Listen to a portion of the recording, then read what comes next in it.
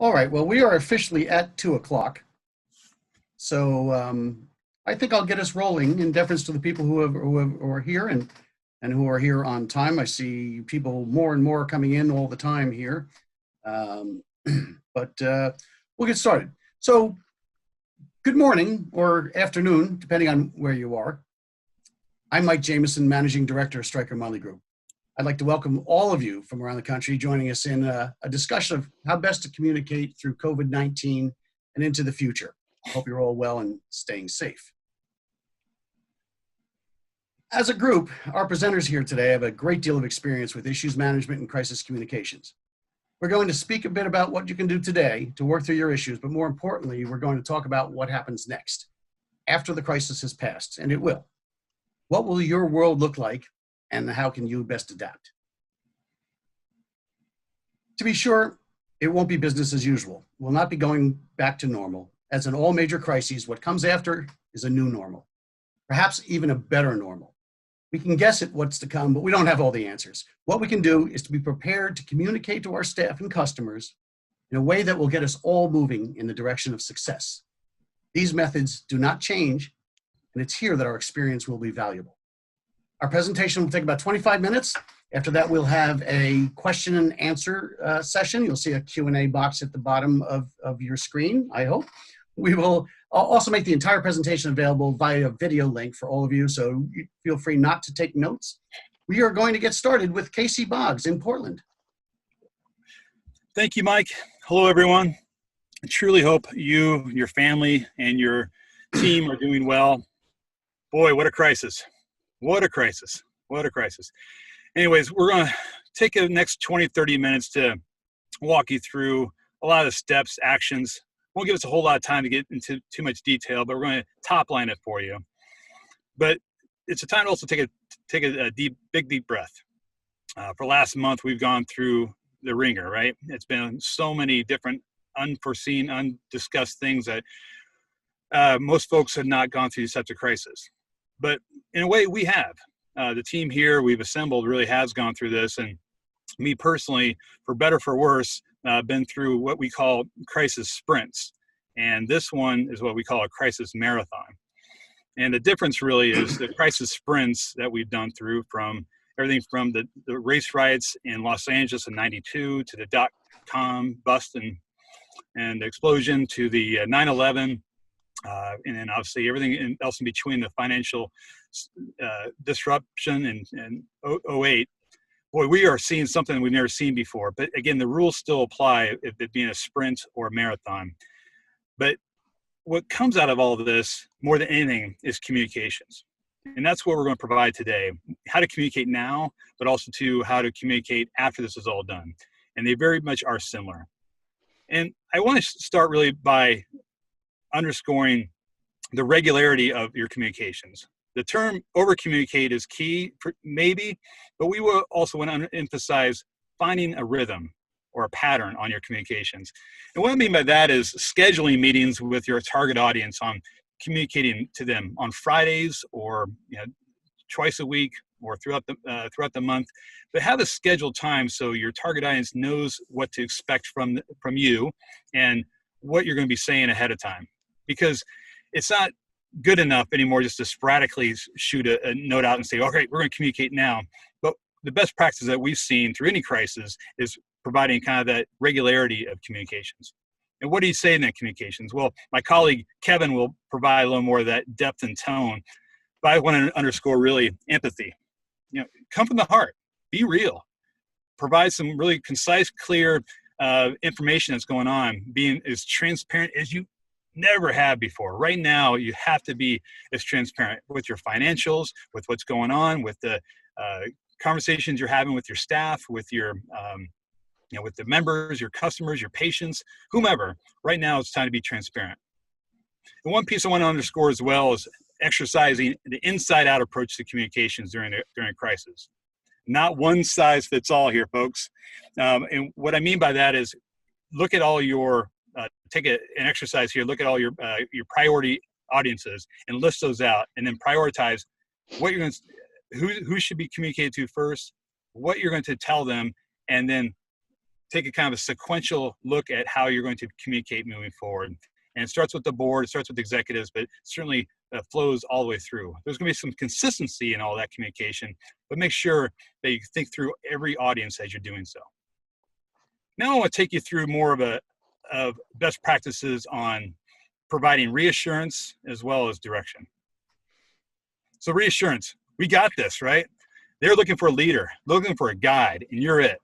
And I'm talking to you as a leader, but more along the lines of the tone can't be as scary and as apocalyptic as I've heard and seen before. But I've seen the leaders who do the best job really have that, the pom-poms are out. We got this. It has to be real for sure. And it's certainly striking a balance between being too overly optimistic, but more lines of, hey, we're gonna get through this, and really providing that empathy. Sharing your story, sharing the stories of the staff, really kind of get into that real aspect. And the direction here, I want to underscore, you have to be the guide. You have to be the guide through all this. Put folks on your back and provide that guidance, that support on what's going to happen, what's happening now, what's going to be around the corner. Give them a little bit of sneak peek here, especially afterwards. I think that right now we're in the thick of things. It's hard to provide that direction, but also to, on all your communications right now, provide that we're seeing this and we're going to be presenting this. We're going to alter our products and services accordingly, providing that information, and then communicate it as regularly as possible, as much as you are now and after COVID. Also want to share with some best practices on the channels of communications.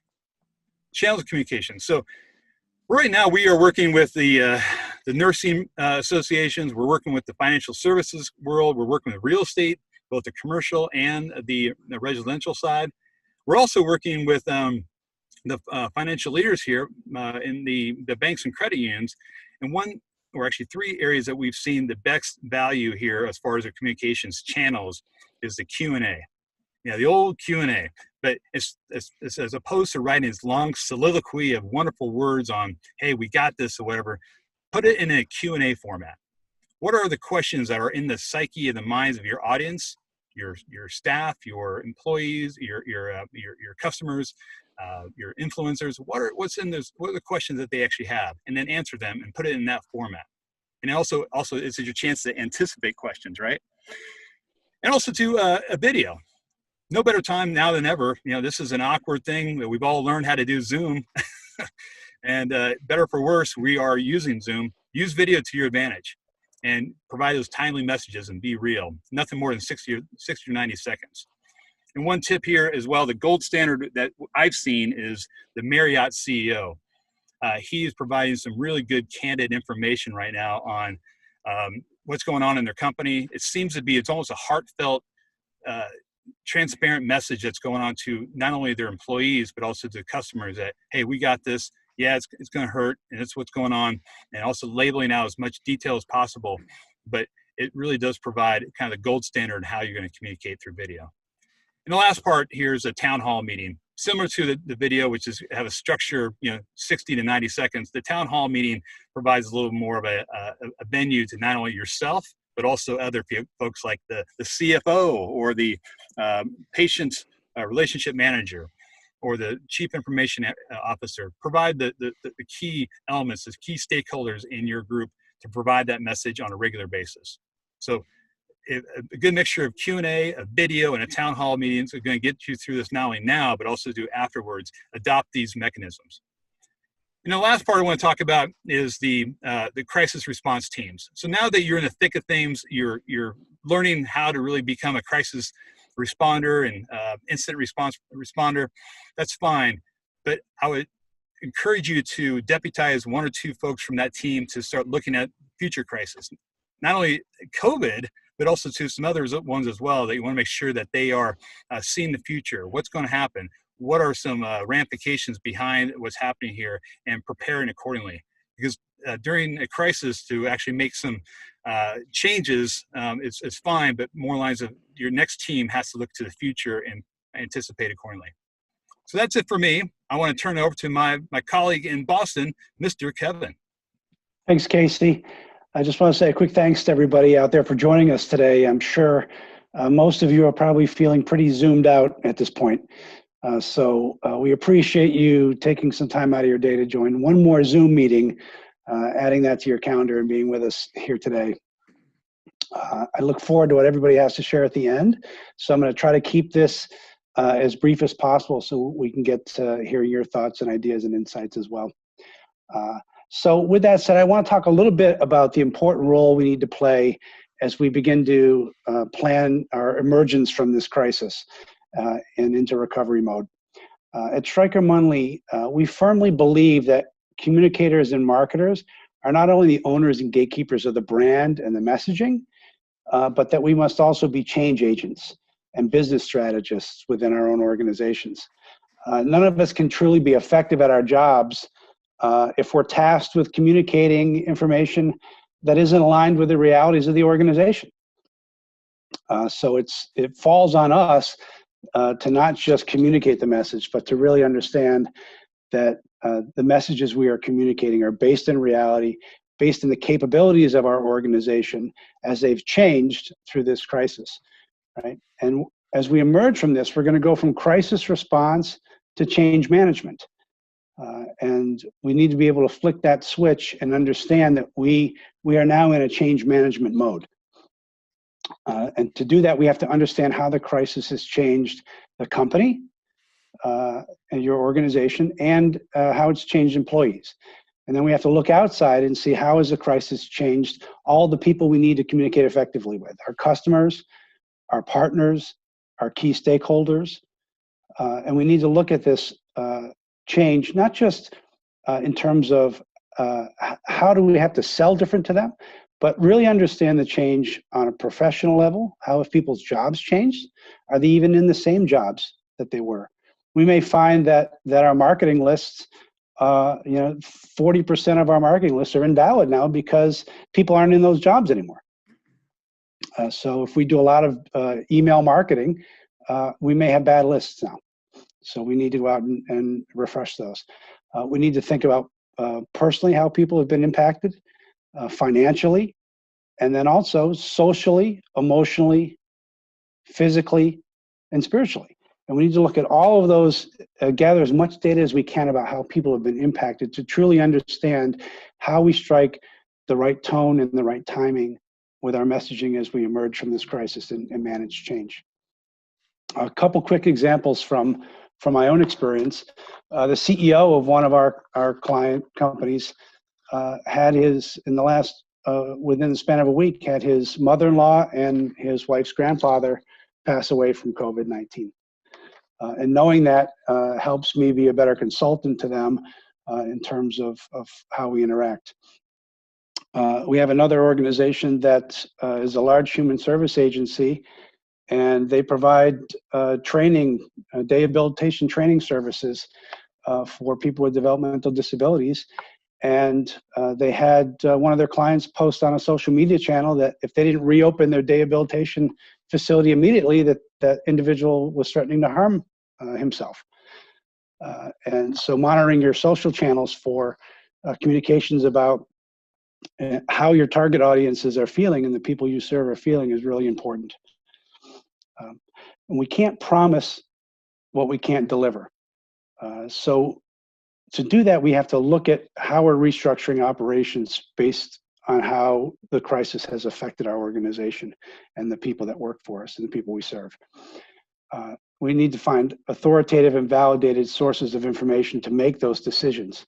So the key tip here is we won't have all the answers, and that's okay. But there are some ways that you can go about gathering some information. This is a quick matrix that we use a lot at SMG. So it basically aligns 3 pillars of value for every organization. And those are operational excellence, product leadership, and customer intimacy. And there are attributes under each one of these that speak to those value pillars. So for operational excellence, it might be client or customer service, it might be your delivery times or your responsiveness, your attitude and philosophy as an organization.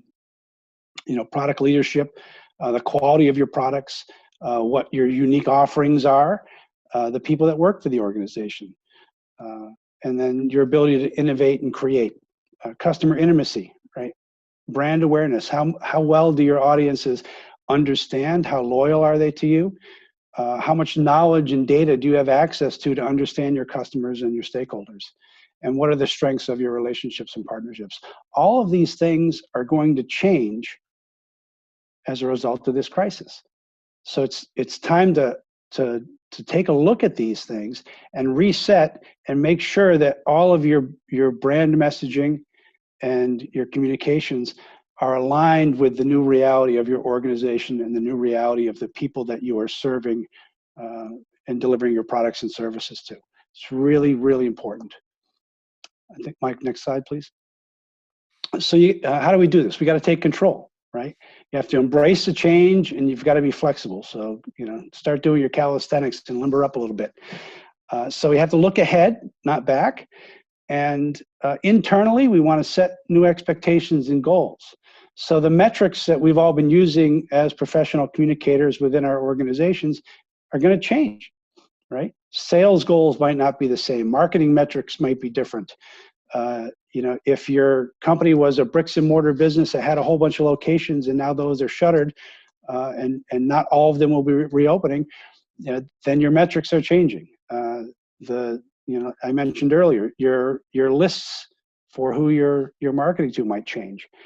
So we have to understand those changes, set new goals and expectations so that the employees that are still with you and the customers that you're still serving understand what those new expectations are, right? We always talk about change and people not liking change, but that's not necessarily true. People don't like change when they feel like they don't have any control over it. We all like change when we control the change, right? We have a say in the matter. We understand what the changes are going to be, and we're contributing in a positive way towards those changes. So change management has to be, you have to involve everybody in your organization, and building those relationships operationally throughout your organization as a communicator is really important. So that if a message comes down from the C-suite that the organization needs to move its messaging in a certain way, that you're confident that operationally the company has the capability to fulfill that promise. So you're going to follow your communications all the way through to the end. What is it that we want people to think, feel, and do, and make sure that we are operationally aligned to accomplish that. And all of this relies on setting the right tone. And a big part of that is don't rush the recovery process at the expense of your brand. Right? Understand what the right pace is to move based on the changes that you understand have happened within your organization and with the people you're trying to communicate with. And be a service organization. Every single company's number one product coming out of this crisis is going to be customer service, and really understanding where their customer's mindset is at. So be a service organization and align your tone and messaging across all your communications. If you work in a large organization, you may only control one silo of your organization's messaging. But you got to make sure that you're aligned across your organization so that there isn't a disconnect between what sales and marketing is saying versus what corporate communications might be saying. Right? And this goes even if you're a small business owner or you're a one-person department within a small organization, you still want to make sure that all the messaging is aligned and consistent so that you're striking the same consistent tone and timing with everything. And the key tip here is be ready to adapt on the fly. Planning is important, but things are changing very, very quickly and will continue to change very quickly. And you have to become a flexible organization who doesn't get flustered by change, but embraces it and adapts to it and rises to the challenge. And with that, I'll turn it over to my colleague, David Thalberg, in our Los Angeles office. Thanks, Kevin. I'm going to focus on the brass tacks of media relations and dealing with media. So once again, I also want to start and say thank you for all taking time for your 1000th Zoom of the week, and it's only Tuesday. Yes, I checked the calendar. It's Tuesday. It's confusing nowadays. So media, I've been a public relations person, but mostly a media relations person for 30 plus years. And the landscape has certainly changed. And prior to moving to Southern California, I was in New York City most of my life.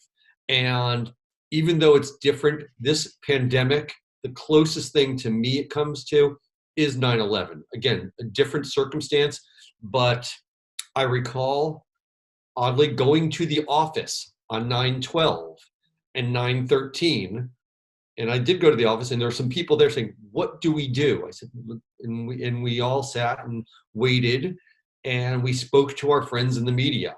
And that gets into my, how do we talk to media today? And as this pandemic changes, we talked to them and found out what they wanted, what they needed, so we'd be a resource. So to all of you in your teams, and I know we have people here who are presidents of organizations to media relations people and everything in between. So think about this for your teams. As you're reaching out to your regular media, as you want to be pitching ideas, make sure you're reading that media, watching that media, digesting it. See what they're doing now, and see in 6 weeks, and in 2 months, and in 3 months, how has that changed? How has the media landscape changed? So you want to, it's PR 101. I remember being taught, the first workshop I ever went to with producers or editors was, watch my show, read my column, and then pitch me. So see how it's adapting, because it may have changed. It may be changing. And also your regular contacts, as I believe Kevin was saying earlier, your regular contacts who you've dealt with maybe for years, or your team has dealt with for years, may not be there anymore because there have been such serious layoffs. Okay? When you decide to reach out to media, to be proactive, to pitch your company, to talk about thought leadership you're doing, consider your pitch and personalize it even more than has ever been done before. Nobody wants to see the mass mailings. That's in my don'ts that you see right there. You have to relate to them. I see what you've been writing. I see what the coverage of your network, the blog, the site, the trade journal, etc. Here's some information for you. You want to be that resource. You've always wanted to be the resource, but now, because staff's been cut even more, in the coming weeks, they need information from you based on if you're a not-for-profit or a widget company. Give them the resources, give them the statistics about employment, about manufacturing, about people. Give them the content that will help them do their job easier.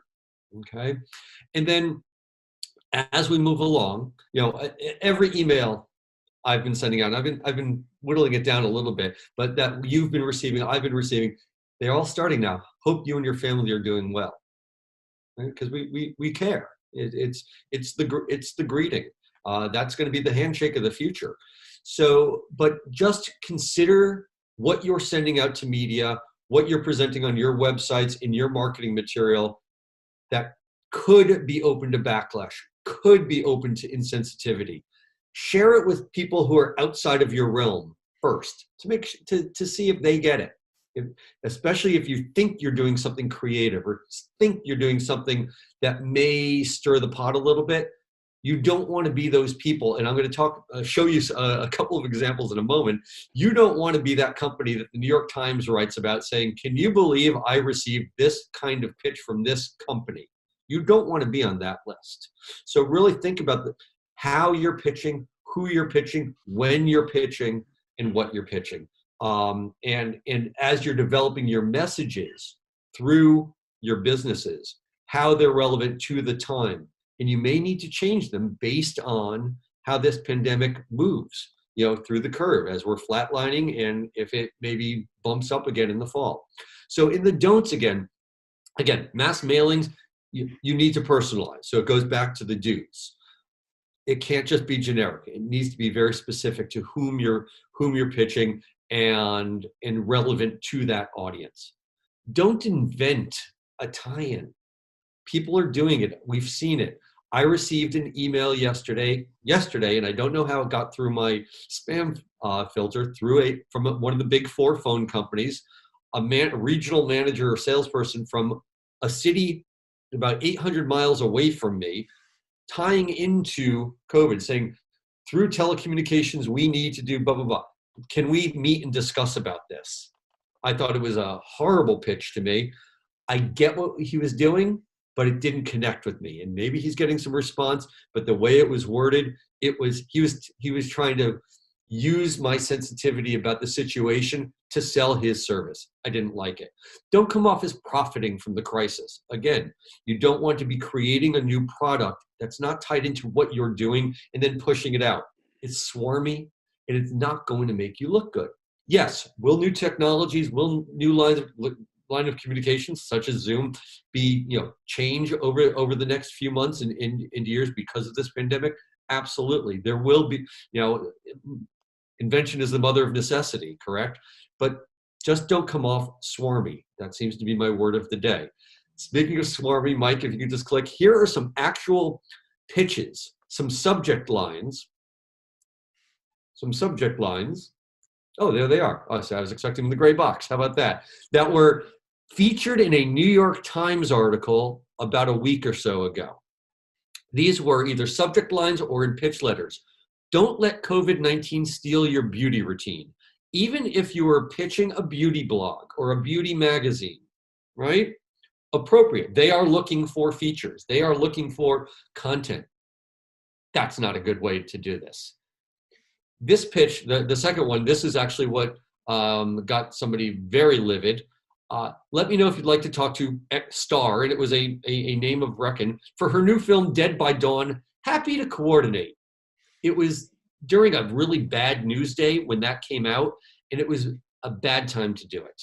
And these final two, at a time of uncertainty, feels good to be able to rely on the things we're familiar with, such as floral for spring. They were pitching a shoe. It went to a lifestyle reporter who doesn't cover fashion, and it was wrong. And that reporter sent this pitch out to her list of media, and it was taken quite poorly. Let's put it that way. And we don't even need to. You could read the last one. I won't even address that one. But you don't want to be in those lists. Okay, you need to think about, yes, your subject lines need to be eye-catching. They just can't be wrong. Mike, next page, please. So the same goes, almost more importantly, with social media, because as we all remember, social media posts last forever. You put it up there, you have second thoughts 30 seconds later, guaranteed, if you're having second thoughts, that means somebody has captured it. And it's there, and it will live forever. So think about it. So if your social media, embrace your personality. What is your brand's personality? Okay, get it out there. Push it even stronger. Be there for people. As as this pandemic is moving, it's going to change the conversation, and your social media will change it as well. But people are looking to thought leaders, and social media is a great place for you to put it. Be it Instagram, LinkedIn, Twitter, or Facebook, or others. Medium, great place to put your content. Engage and respond. Respond and engage. If you put something out there asking for responses from your audience, from your followers, well, just don't leave it hanging there. You have to make sure that you're there and you get back to them. You need to engage. You're going to want to engage, be it positive or negative.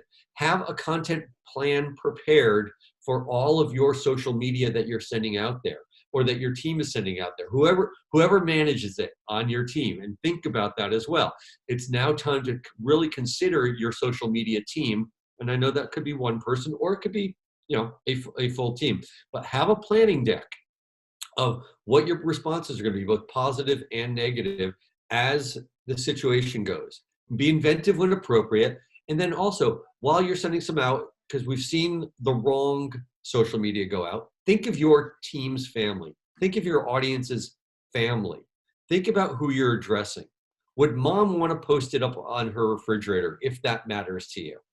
Unless you're totally out there person or company rather, great. But think about the audience and the broader audience, your third tier audience that's going to start seeing this if something does go viral, which is what you want. You want to build up the content. Think if it's appropriate for them. Some don'ts, as I said, with engagement. Don't post something and then disappear. You need to see who's responding to you and reach out to them if necessary. Don't disappoint. Stick with your brand. Although I'm going to show you one example that has blown my mind of of a brand that did not stick with their brand, and they're getting amazing positive coverage because they're doing it the right way.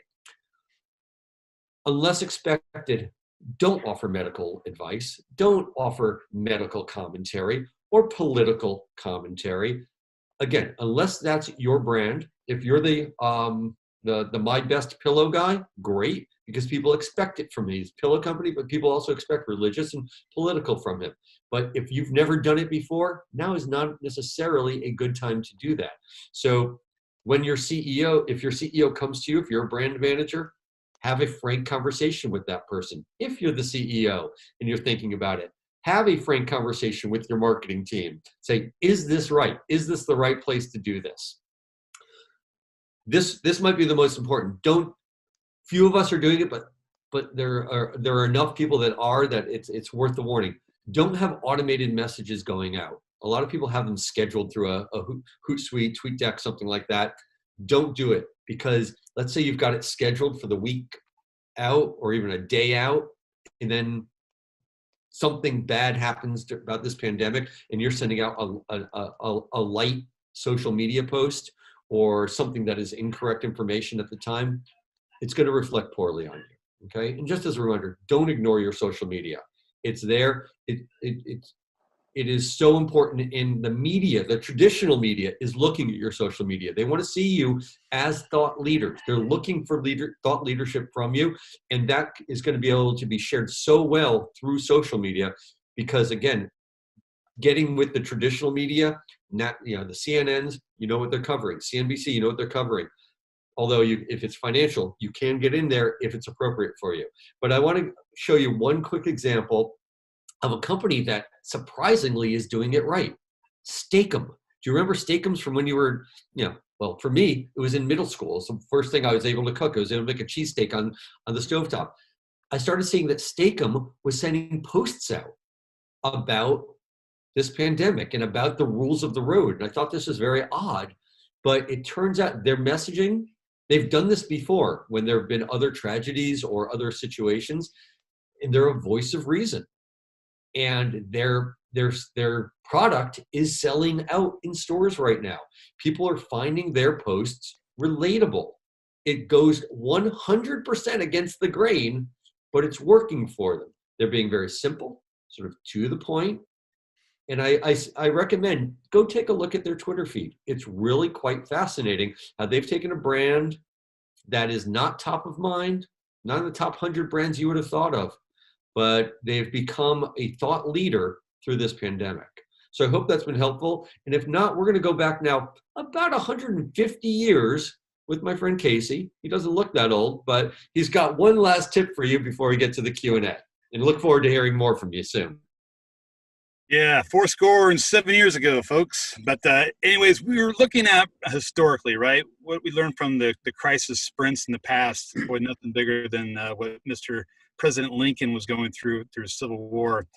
But the Gettysburg Address, if you've not read it, read it. It's a 2.5-minute soliloquy of beautifully worded prose of what to do and how to do it. And so a couple different undertakings here, a couple points here I want to make is it shows gratitude. It shows empathy. It provides a clear vision and really to what's going on in the future. But my favorite piece here is it provides a rebirth, kind of showcasing that we're not going back as business as usual, nor should we. We're going to have a nation that's reborn. We're going to have a company that's reborn. We're going to have an institution or a nonprofit that's going to be reborn. So a 2.5-minute presentation of speech that covers all this, yeah, it did it. And so again, I encourage you to take a look at not only the Gettysburg Address, but some others as well, because let's learn from past crises so we can move forward to bigger and better things. So Mike, I'll point out to you for some from Q&A. Okay, great. We'd like to open up the Q&A session. I'd like to, first of all, thank the panelists. You should see a Q&A button on the bottom of your screen if you've got some questions. We've got quite a few people here. I see a couple of questions in there already. I'd be surprised if we don't get a larger number of questions, or maybe we just did such a wonderful job of explaining. But Mike, I'd like to take on one of the questions, if that's okay. Go ahead, David. Sure. Someone asked, and I'm not going to give a specific example, but someone asked, what's the best television ad you've seen lately that's sensitive to this time. It's interesting. There are a lot, as you've seen, as television viewing has gone up over these last 5 weeks. Oddly, it said, I saw a statistic today that it's increased 1 hour a day for everybody. You think that's not a lot, but if you think about how much TV you watch, that actually is quite a bit. And a lot of the ads out there, and we're PR people, not necessarily full-time advertising. We have some advertising. A lot of the ads, don't they blend in? To me, that's where some of the messaging is going wrong. It's the same sentimental music.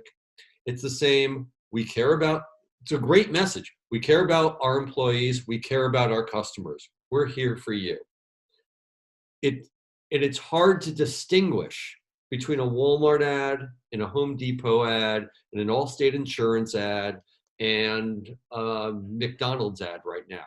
So I think everyone is out there with best of intentions, but I don't think there's an ad that truly stands out.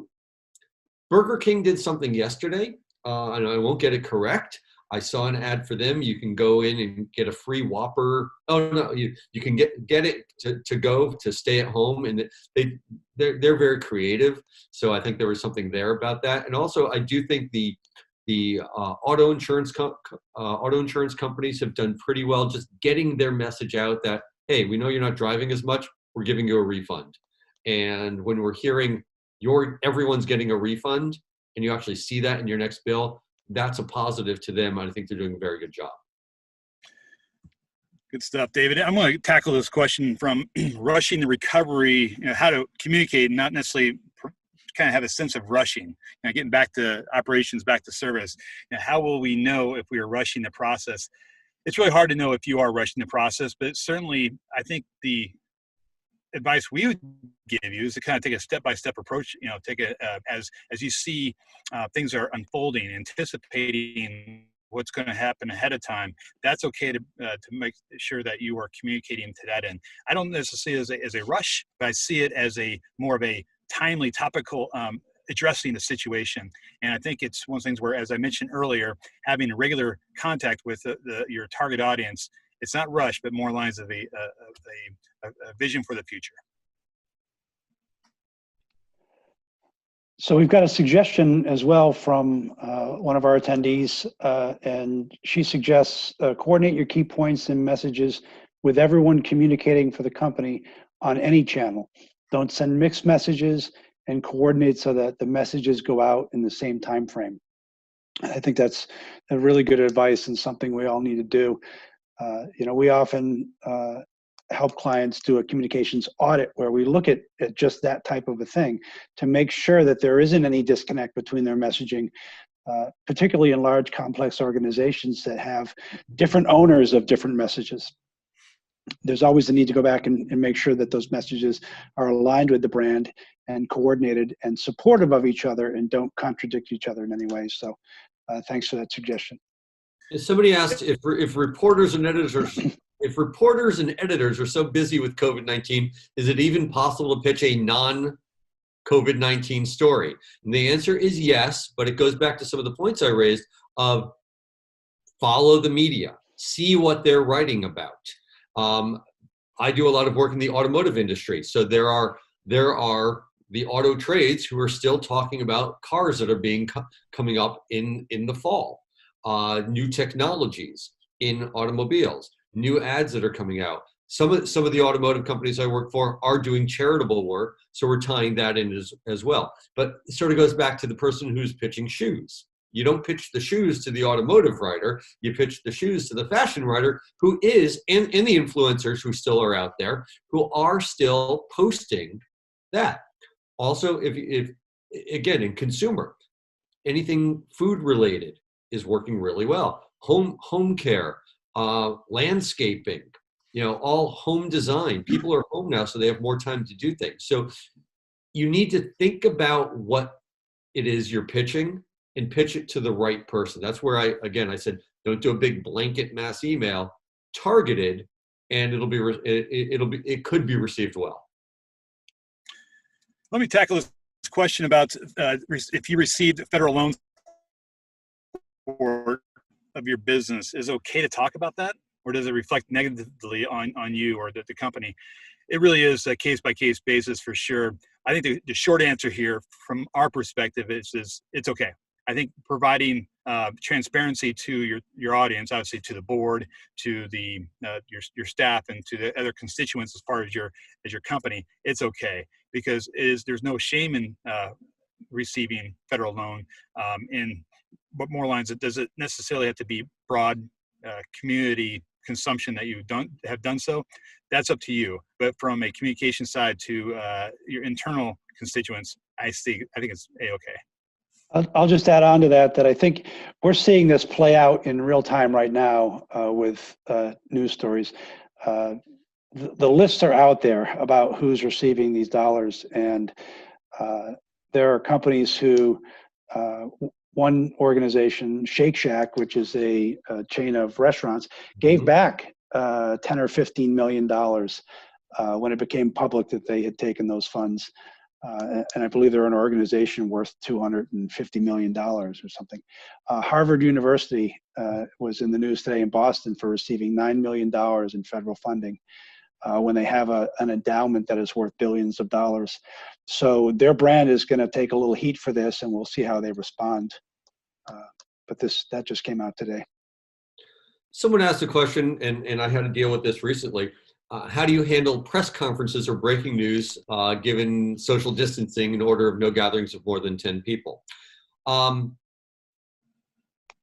would not recommend a press conference unless it is fully necessary. If you work for the sheriff's department, the government of any sort, there are no movie premieres, and even down the road, let's assume we're talking entertainment or not.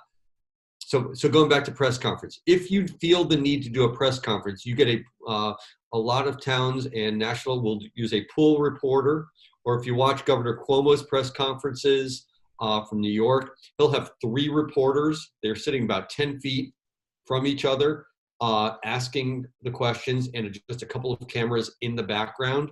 So I wouldn't recommend a press conference right now. You could also do it this way, via Zoom, if you need to do a press conference, because media is understanding of that. And you can do a Zoom teleconference of some sort. You can do one-on-ones as well. And then also, one of my clients is a pediatrician's office. And actually, they're very large. They have 9 offices. And the doctor is doing parking lot drive-through appointments with children, because certain parents, and understandably, don't want to bring their kids into a doctor's office. We got a few news crews to come down at separate times to come into the parking lot and observe the doctor doing an appointment, literally opening the back door and checking on an infant and a 4-year-old who had an ear infection. So we were able to bring them in. Everyone stayed their distance. They had a boom microphone, and it worked out well. And the television and the TV segments actually worked out very well. So you just need to coordinate that. Again, a press conference you can do via Zoom. If you have breaking news, it will work well that way. And I wouldn't worry about it. But I wouldn't call a press conference with a room of 50 people, because you just can't. Again, it may change. It's going to change in the coming months, obviously. So one question here is, any advice on planning ahead for future communications when information, guidelines, and directives from the government are unclear or changing on a daily basis? Oh, wow. Yeah, this is a tough one, because we're all getting missed messages, right? And really, where is our guiding principle? What are the clear directions we're getting from all over? My advice really is more lines of, as always, as you've always done, whatever your company is, whatever industry you are, work in the best interest of your customers and your staff. And based off of information locally, hopefully you can heed their advice and certainly jump in and provide perspective, but certainly act in their best interest, and then let that be your guiding light and provide your translation, your characterization of what that meant, and then what it means for your customers and your staff. David, sounds like you have something else you want to add to that? Nope. Okay. So I'll take the next one. So someone's asking, what tips would you give a client who is asked to do a TV interview via Zoom? So I actually just set one of these up today for a client, and I gave her the same advice that I give myself when I get on a Zoom call is, get your spouse to take the dogs for a walk so they're out of the house, so that when the UPS guy delivers a package, the dogs aren't barking. And then we set up a test, so we'll do a test run via Zoom prior to the actual call with a reporter, just to make sure the technology is working properly. She's encouraged her to use a headset so that she's got clear audio coming through. Make sure there's a suitable background, enough lighting, quiet space where you won't be interrupted. And then be comfortable on camera. And this is, for a lot of clients, Zooms can be a little different because you can see yourself in real time as opposed to having a television reporter holding a camera in front of you. You're not seeing yourself as you're speaking. So the Zoom calls can be a little disjointing for clients that haven't gone through that. So practice is really important. Take them through a dry run once or twice to get them comfortable with it. And then absolutely make sure that all the technology is working properly, because that's the one thing that will fail you and will frustrate the reporter at the media outlet, is if you've gone through all the work to set it up, get it scheduled, dials in, and then something happens on the client side technology-wise that prevents the interview from being executed. It's really a lost opportunity, and it hurts your relationship a little bit with the reporter. So practice and prepare. Mm-hmm. Okay, let me just break in here. I think we've got, we're going to take about one more question here. So David, be thinking about that. I'm throwing it out to you. Okay. And I just want to let everyone thank everyone again for coming and sticking with us. I hope we've been helpful to you. If we can be of additional help, you see on the screen the names of not only myself and the panelists, but our other office leads as well. So feel free to reach out to any of us if you need additional help. David, you want to answer one final question for us? Sure, I'm going to do two because it's going to be the first one's going to be very fast. Someone asked if they're doing or businesses are doing charity work related to COVID, donations, etc. Is it okay to communicate about this? The answer is yes, and that's where you use your social media, photos of how you're doing it, and get it out there. You want to be anonymous? That's totally fine too. But if you're doing something interesting for your community, absolutely do it. So that is my opinion there. And then the last question, some companies are sort of almost ignoring that COVID has happened and the pandemic has happened, and they're just selling as if nothing ever happened. Is that going to affect them down the road? Will people hold that against them? We'll find out in the next few months. If it's working for them, they'll continue. If they notice sales are going down, or that their social media references and their social media engagement is trending negative, they should stop that. But if it's working, again, don't tie it into COVID if you don't have to. But if you're just selling shoes because you need to sell shoes, go ahead and sell shoes. So I think everyone will be, and if they're not, should be adjusting their messaging as we move along over the next 6 months to a year, because it's going to take that long, if not longer, before we get back to normal. And even normal is going to be a new normal. Just like after 9/11, it's going to be a new normal. So thank you all for your really great questions. I just have one quick comment to add on to what David said about communicating about charitable activity. Is now is not the time to tie your charitable activity to sales. So if your charitable activity is, for every widget you buy from us, we'll donate $1 to COVID relief, now it's not the time to do that. Don't tie your charitable activities to the sales of your products. Mm-hmm. Sends the wrong message. Good thought. Thank you, David. Thank you, Kevin. Thank you, Casey. And thank you to everyone who has stuck with us here. Again, I hope it's helped. Feel free to reach out to any one of us, and we'll be seeing you again soon.